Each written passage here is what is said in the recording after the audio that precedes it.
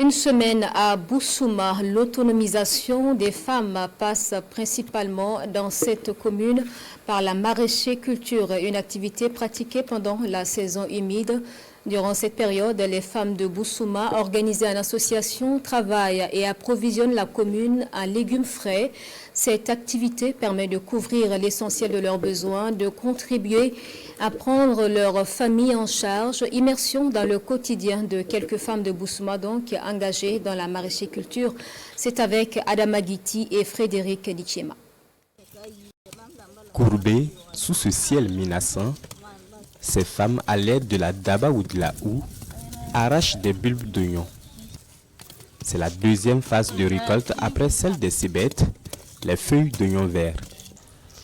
Dans la commune de Boussouma, la culture maraîchère reste l'activité qui occupe plus la gente féminine au lendemain de la campagne humide. Ici, nous avons plusieurs spéculations.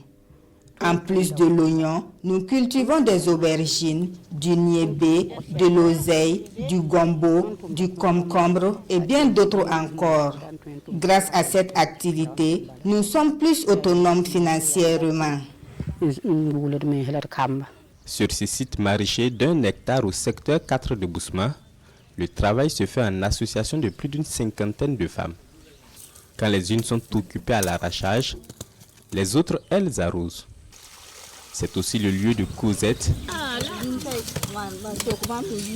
de papotage et d'échange d'idées autour de leur quotidien et des sujets profonds à leur communauté.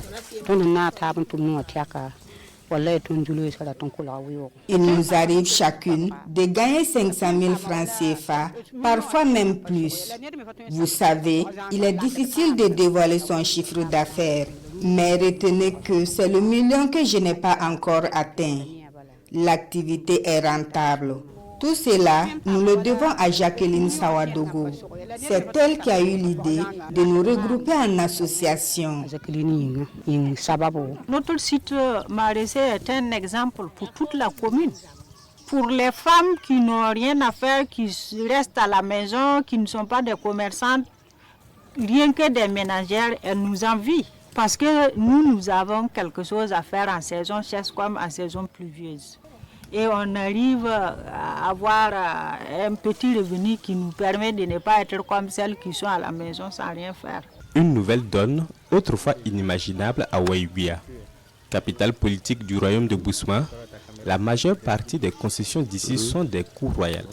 Le roi ou le prince ne doit en aucun cas donc s'adonner à de telles tâches.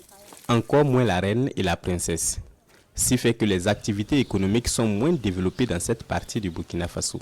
Selon le coutume Mouara, la place de la femme, c'est à la maison et son rôle, c'est de faire des enfants. Donc, ce qu'elle doit avoir, c'est le peu que son mari lui donne et s'occuper de ses enfants. Ça, c'est le côté coutume. Grâce à Sa Majesté, il y a eu beaucoup de changements parce que Sa Majesté est toujours avec les femmes. Il crée des idées pour elles. Il cherche encore des partenaires qui passent par la cour royale pour qu'ils fassent quelque chose au sein de la commune au nom des femmes. Donc, Majesté se bat beaucoup.